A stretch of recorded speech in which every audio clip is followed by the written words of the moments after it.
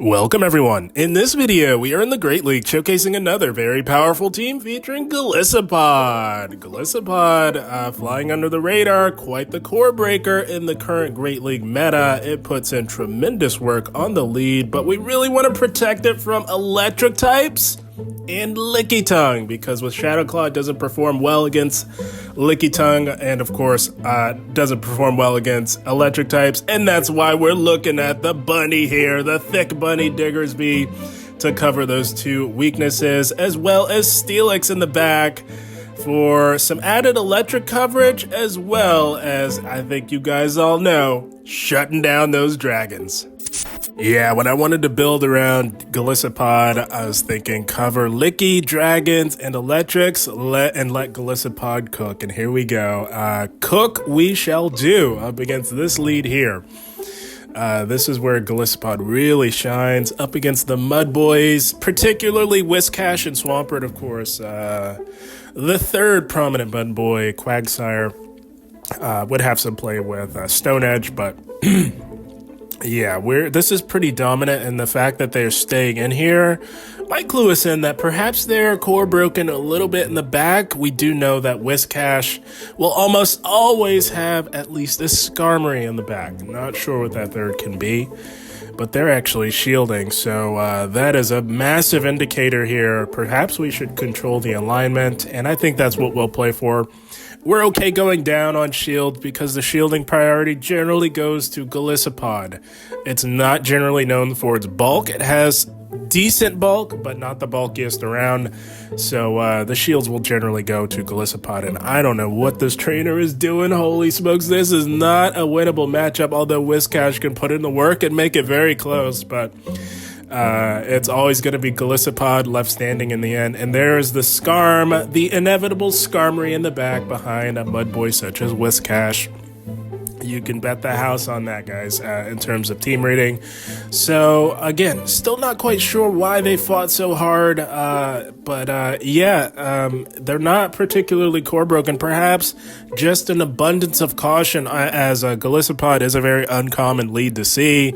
So perhaps they wanted to try their best to control the alignment, not knowing what we would have in the back. This is a very unconventional team, but my goodness, is it effective? And we pivot into Diggersby just to absorb all this damage. Steelix can clean up this endgame here, no problem. And this is why I prefer the Quick Attack Fire Punch moveset on Diggersby, especially as a safe swap. That just gives it the most flexibility across the board in the open Great League meta. And we take out that Gligar there. Back in comes the Skarmory. Gonna add a little insult to injury on our way out with a super effective Fire Punch there, and that is just about all she wrote for this team here.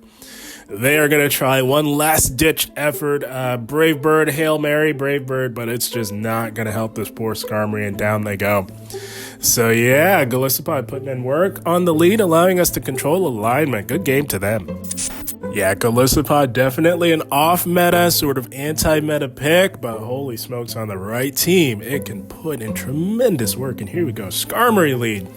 This matchup, although we are resisting this fast move pressure, of course, with our water typing, you really need at least one defense drop to have the best success up against Skarmory. If you don't get those defense drops, it can get a little rough, and you're going to find yourself not on the winning end of this particular matchup.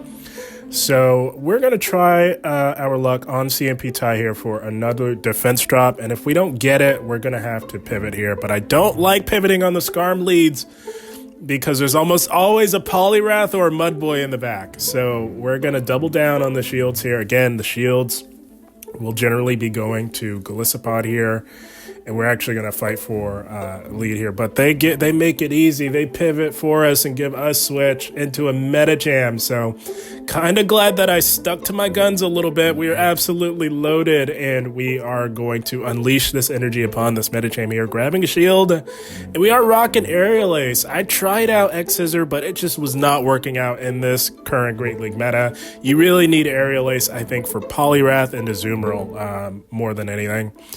as much as I would absolutely love to run the newly buffed X-Scissor, it just wasn't working, at least on this team comp. If you want to run X-Scissor, you'll have to build around the Azu Poliwrath weakness. I think if you run Golisopod, you kind of want to shut down a Poliwrath, and Aerial Ace accomplishes that very well. But we're playing out this mid-game matchup with the Medi. They're running Pup. Down it goes. Back in comes the Skarm. They're 2 off from a Brave Bird, and we catch that. They pivoted on 6. It takes 8 to get to a Brave Bird. We knew that they were 2 off, so we catch that. We make a filthy catch onto our Steel-type Steelix, and they've got a Lantern lurking, and this is over, my friends. This is about as over as it gets. They can throw Surf. That's not going to KO, and we will make it to an Earthquake. And this is a Shadow, so this will absolutely KO. Guys, if you run Earthquake on a Shadow, you can generally bet the house that it will KO. Even on a Pokemon that is not attack weighted, such as Steelix. If it has Stab and it's a Shadow, it's a good indicator that it will one-shot a Lantern. Back in we come. They force close the app, so we're stuck to look at this sly grin on our bunny here as we do take out the Skarm. Diggersby grinning till the very end there. Good game to them. Oh, I was having a blast with this Golisopod team in the Great League, and here we go. Whimsicott seeing a lot of increased usage because it addresses the dragons, addresses the Mud Boys, Poliwrath, and electric types. So tremendous play for Whimsicott here in Season 17. But we do have Aerial Ace, which means that we can hit this for super effective, but Whimsicott hits like an absolute truck, much as we do. So we are going to try and win lead here, if at all possible. The CMP, charge attack priority, that's IV dependent, and I have a very highly ranked Golisopod, so I don't really want to try my luck on a CMP tie.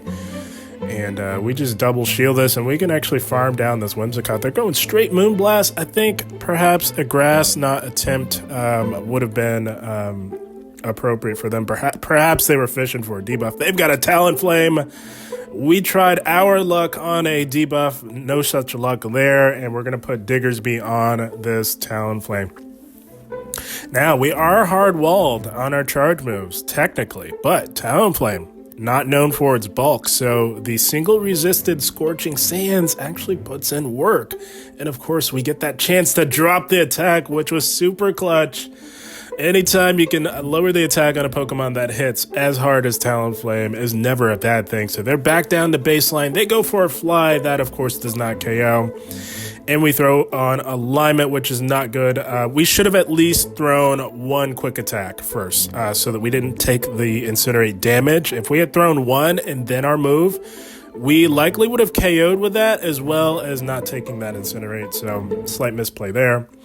We absorb the Fly and put the Hope and Faith on Steelix here, absorbing that Fly on our Golisopod. Unfortunate because they've got an A/ lurking here, but I'm thinking Steelix is up to the task.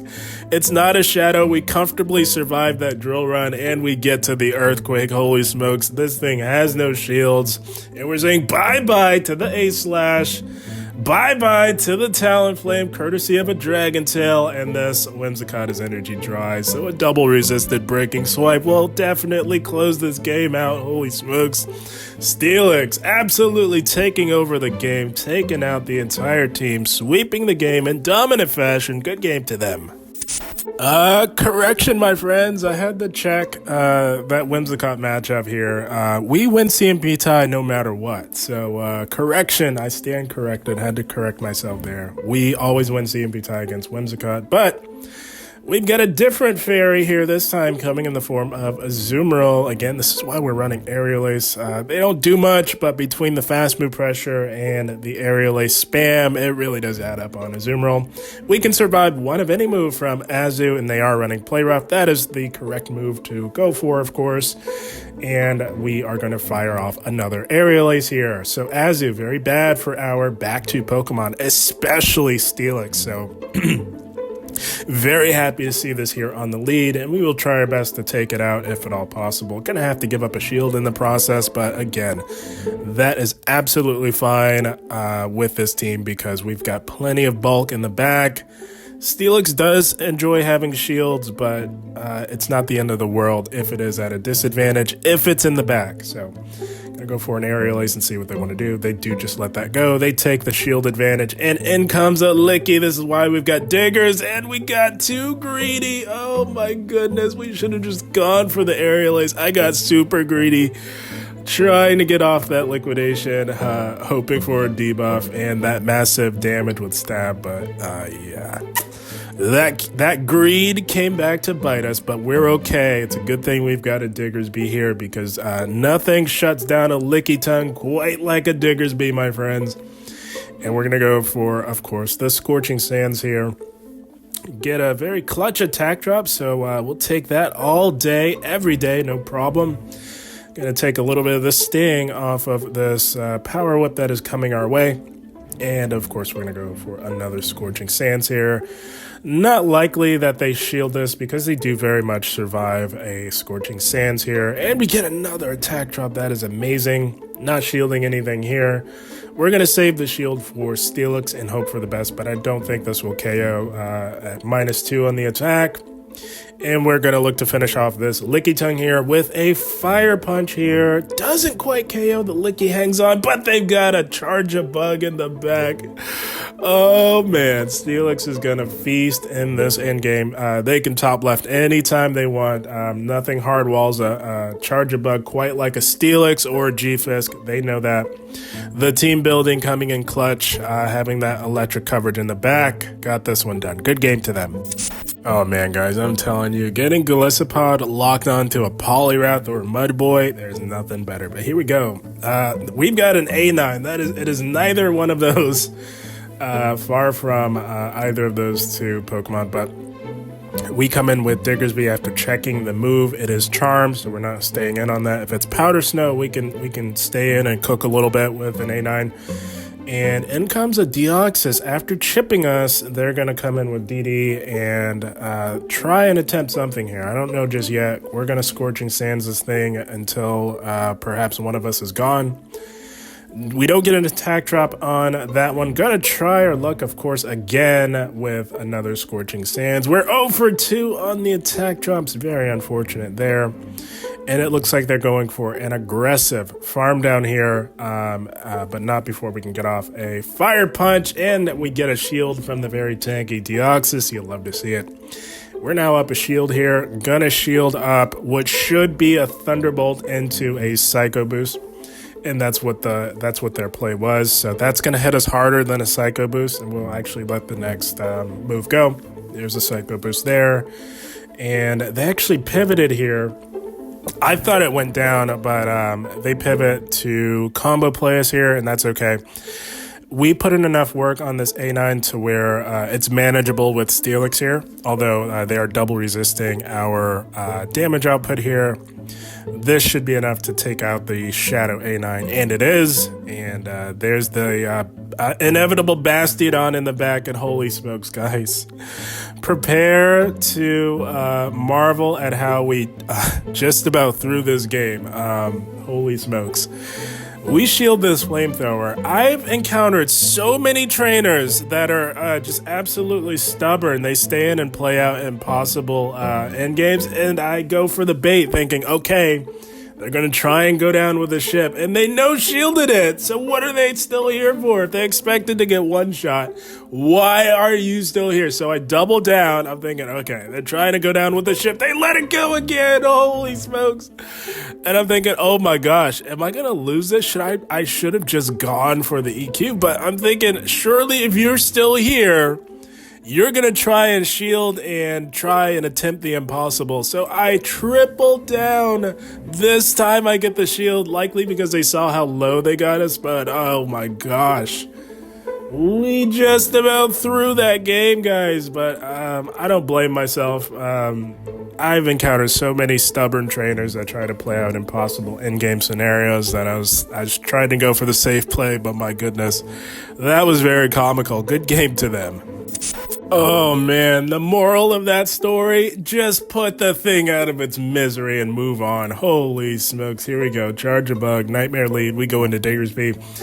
That's why we've got two very strong ground types in the back to protect our Golisopod lead from strong electric types such as Charjabug.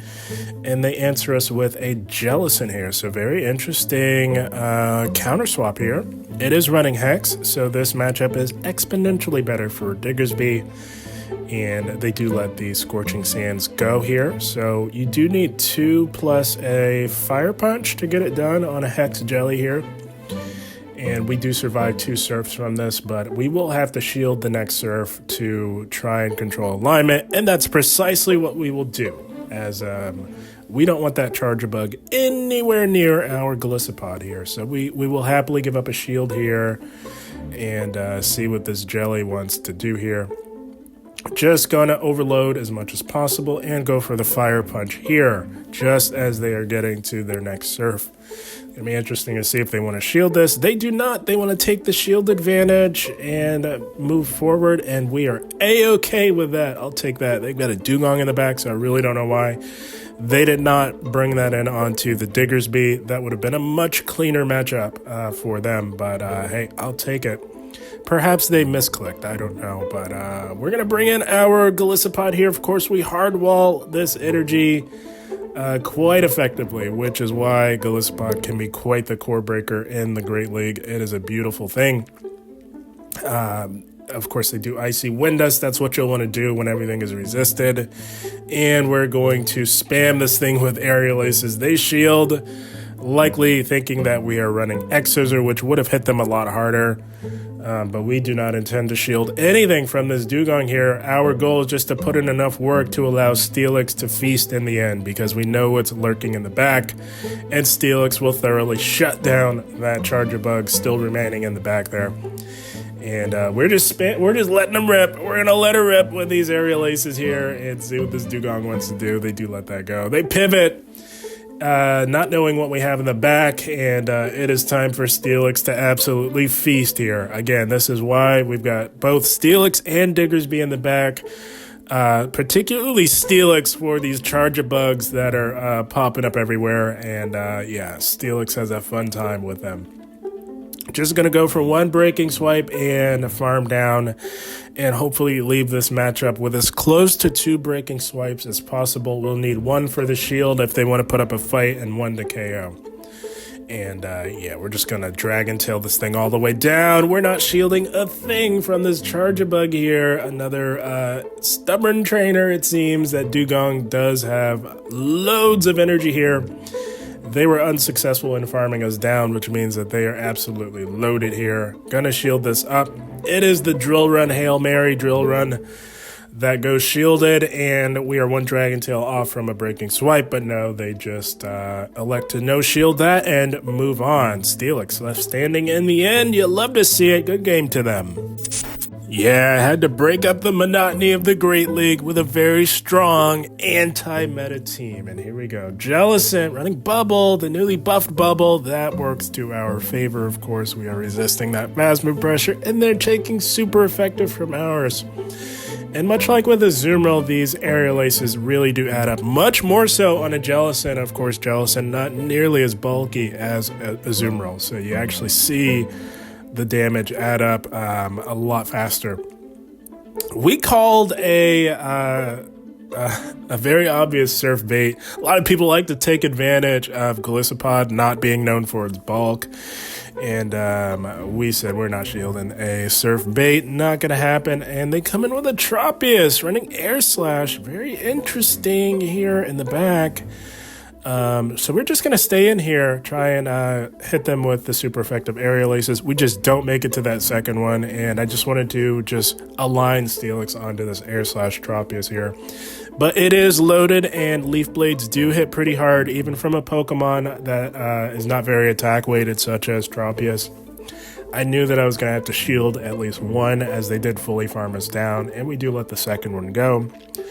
And gonna fire off a breaking swipe here on this Tropius. This is a decent matchup, of course, with our steel typing. We are resisting this fast move pressure. We get a very clutch attack drop there. And although we did get that, the fact that they shielded this clues me in that perhaps they're weak in the back. I think Jellicent was their first and only line of defense against the ground types such as Steelix, and we were accurate. So that was a brilliant shield. We are staring at a Carbink here. Gonna go for the EQ and then show them the Diggersby so that they can top left. And that's precisely what they do. Again, having the two ground types in the back just cover Golisopod beautifully, guys. It covers the electrics, the rocks. Beautiful thing. Good game to them. And yeah, guys, I could have absolutely filled this entire video with us hard-walling Poliwrath, but we've got one here. Here we go, guys. Oh my gosh. Target acquired. Holy smokes. If you want to shut down a Poliwrath, there are few Pokemon better at doing that than Golisopod right here. There's nothing that Poliwrath can throw that will not be resisted. Yes, you can bring up Azu, but let's be honest, guys, Golisopod's a lot more fun than Azu. And they've got a Charjabug in the back, so our team building is paying dividends here. For once, the RPS phenomenon working in our advantage, and they can just top left anytime because having that hard of a counter on the lead and getting that hard punished with a counter swap such as Steelix, there was no hope for them. Good game to them. Oh, with so many Poliwraths running rampant, I had a fun time with those with Golisopod. And here we go, Stunfisk, not the best lead for us, going to pivot into our Diggersby here. And they bank a ton of energy and counter swap us with an Azumarill here. So we are absolutely loaded, well ahead on energy here. Gonna go for Scorching Sands #1, not expecting a shield from the Azu. And because we did not get the attack drop, I'm actually going to shield this and try and fight hard for switch, even though we are core broken by G-Fisk. So I'm not sure that's the best idea. Gonna try our luck again, though, on another Scorching Sands debuff. We just don't get it. Holy smokes, we're 0 for 2 so far. Gonna throw with suboptimal timing to try and take a little bit of the sting off of this next Ice Beam here. And we're 0 for 3. Oh my gosh, and we just cannot shield this. So that is unfortunate, because I think this is going to get us a little bit too low, and the bubble buff, you really feel it here in this matchup when you have to farm Azu down. We're just not healthy enough. We're not healthy enough to handle that G-Fisk, although we do have the loaded energy. They're thinking about it. They come in with a Trev, and Scorching Sands and Fire Punch do about the same amount of damage, so I'm going to try for the debuff. We're only getting the one move anyways, and we're 0 for 4. Holy smokes. Oh my gosh, the RNG was totally not into popping up for us whatsoever. Oh man, that was awful, brutal. So we bring in Steelix on this Trev, and this is not trending in the right direction, unfortunate. Very unfortunate. No debuff there on the Trev, so yeah, this is over. No debuffs whatsoever in this game up against a very difficult line. That's a recipe for a loss, my friends. We're just going to let all this go and wave the white flag here. The Stunfisk is absolutely loaded as they executed a brilliant overfarm on our Diggers, and we are not shielding this because we no longer have a win con. I wanted a top left, but they made it to the move anyway, so we just let that go. Wave the white flag. We know when we're up against it, and that one was not going to go our way, but that is okay. You can't win them all. Good game. Well played to them. That is the team, my friends. So yeah, with all the Poliwraths and Mud Boys running around the Great League, I just wanted to have a lot of fun with a very strong anti-meta core breaker such as Golisopod. The safer pick, of course, would be Azu on the lead, but Golisopod's a lot more fun, a lot more dynamic than Azumarill. But you can absolutely slot in Azumarill in the place of Golisopod with these two in the back and absolutely put in work because the dynamics work the same. So if you want a safer lead, Azu, but Golisopod absolutely put in tremendous work, shutting down Poliwrath and Mud Boys. The damage output is quite nice. You just have to cover Licky. That's one place where Azu does not shine over Golisopod in that Licky tongue matchup. Yeah, I mean, Golisopod doesn't do well there either, so I don't know what I'm saying. I've been speaking for far too long, quite clearly, but We've got Diggersby mostly for Licky, as well as electric type coverage. Steelix, added layer of electric type coverage as well. And covers the dragons, which I think that's what I was getting at. That's where Azure shines over Golisopod with the dragons on the lead. So again, a little bit safer there on the dragons, but I wanted some additional dragon coverage with Steelix, as well as maintaining an added layer of electric coverage as well. So that's the thought process behind the team. Worked out beautifully overall. It's a powerful anti-meta team to help you get ahead of this Great League meta. But guys, I had a blast. I hope you all enjoyed. As always, I thank you for watching and keep up the grind. Thank you guys.